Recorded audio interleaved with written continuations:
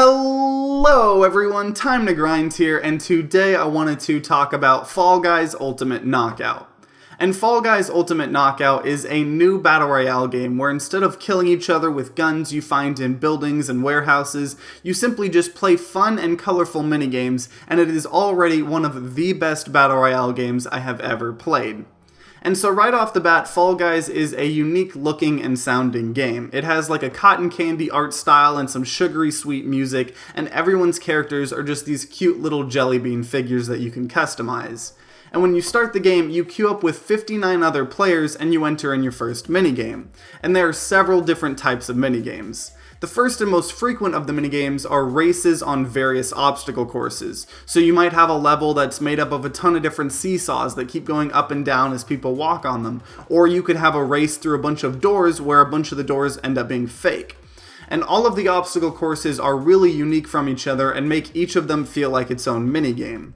There are also survival-based minigames, and one example is one where everyone is on a platform and a beam keeps trying to knock people off and eliminate them. Or you could have one where you have to memorize icons and stand on the correct platform or you'll be eliminated. And then there's a handful of team-based minigames. So there's one minigame where there's a bunch of eggs in the center of 3 teams, and all of the teams need to try to get as many of them as they can in their goal and prevent other people from stealing them from their goal. And the team with the lowest amount of eggs at the end just gets eliminated. There's also like a big game of soccer and then obviously a bunch of other team-based games. And so each time you play a minigame, the game is going to eliminate a bunch of the players. So the first minigame you play, it starts with 60 players, and it could be like the first 44 players to finish the obstacle course, move on to the next minigame. And then you play a new minigame, and it might allow like 32 people to move on to the next minigame. And it keeps getting smaller and smaller until you have 12 remaining players, and once you have 12 remaining, there's one of 3 final minigames that it can pick from to crown a single winner. And depending on how good you do in-game, you earn XP that will allow you to progress further in the Battle Pass. And if you actually win a game, you'll earn a crown as well. And the Battle Pass gets you cool new cosmetics for your little jelly bean dudes, like new color palettes, new costumes, new emotes, and there's also some currency for the shop. And the shop is pretty much just like in Fortnite. There's a rotating shop of items, and some of them cost currency that you either need to earn from the Battle Pass or purchase with real money, and some of them cost crowns. And I do kind of like that a lot of the items you can't just purchase with real money. You have to actually win games to get the crowns to buy them, or slowly grind the couple of crowns you can get from the Battle Pass to get those items. And overall, I did see a couple people complaining that there was a shop system in this game in a paid game, because, you know, it exists in Fortnite, but Fortnite is a free-to-play game, and Fall Guys is $20. But for me, I'm kind of okay with it. You know, firstly, the game's not like a AAA title $60 game. It is only $20, and the incentive for me to buy new cosmetics is a lot lower in this game, because once you get like a cool little outfit for your jelly bean dude, I'm not necessarily going to want to change it too much and spend all of this money. But I do see where people are coming from, and it is definitely there clearly just to keep making an infinite amount of money, especially on, you know, whales that just buy a bunch of stuff. But you know what you're buying, and you know, as long as you are aware that there is this shop, you know, buying the game, as long as you're okay with that, you know, I don't think it's too intrusive or anything like that. But let's talk about the gameplay a little bit more. You know, overall the gameplay feels very responsive, but sometimes it can get a little overwhelming and annoying and just frustrating, especially with like the ragdoll mechanics, because this game is, you know, sort of physics-based.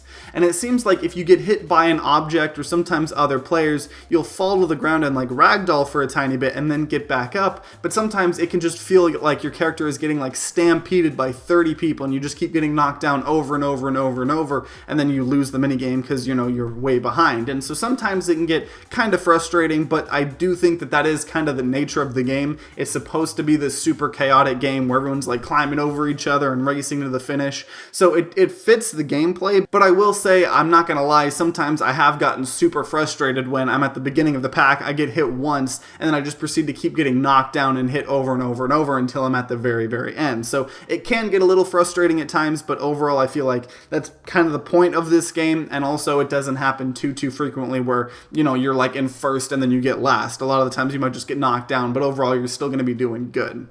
And there is a decent amount of variety in the game, but I think the biggest thing for me is there just needs to be more, obviously. You know, after you play a couple of hours by yourself, the game can get a little tiring. Now, if you're playing with friends, it's a whole different game. You know, when I was playing with friends, I could play for hours at a time. It's just so much fun to laugh, and if you get, you know, knocked out, you can spectate and see how well your friends did and kind of cheer them on.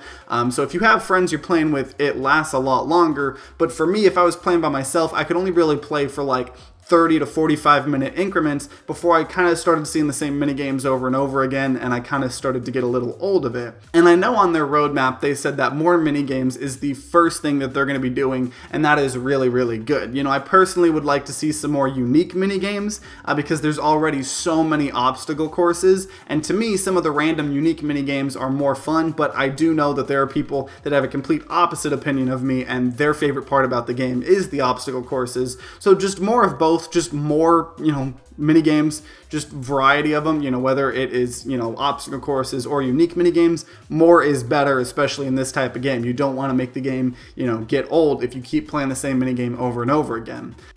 And with how popular this game is, and with PS Plus members getting the game for free on PlayStation, you definitely don't need to worry about queue times or a dying player base, and I personally cannot wait to see how this game keeps evolving. I do really hope that the game gets cross-platform at some point in the future, because this is the type of game that would be perfect for it. It's not like some first-person shooter where, you know, keyboards and mouses and, you know, controllers have different levels of advantages and disadvantages. Everybody would be on the same playing field with cross-platform in this game, and I think this is just the perfect game for it. So I really hope we see that in the future, and I hope that in a year from now, you know, it's still getting updated. There's hundreds of total mini games with a bunch of new features, but as it stands right now, it is definitely worth it for the $20 they are asking. You know, it's just a cute and fun looking battle royale with the sole purpose of making you just have some stupid fun moments and a bunch of ridiculous mini games. And I've never seen, you know, the battle royale genre combine with the concept of just a bunch of mini games at all, if at as well as, you know, it is in this game. So definitely pick it up if you're interested in it and it looks fun to you. And if you guys have played Fall Guys or just from watching gameplay, I would love to know your guys' thoughts in the comments down below. I try to respond to as many of you as I can, and I just love having conversations with you guys. And if you enjoyed this video, then consider leaving a like down below and subscribing to see more content. I make about 2 video reviews just on a wide variety of games every week. So if you want to see those in the future, you know, definitely subscribe and, you know, ring that bell like everybody else says. And if you guys are having a great day today, I hope you continue having a great day. If you guys aren't having a great day, I hope you guys start having a great day. But either way, guys, I hope you guys have a great rest of the day. See you guys next time.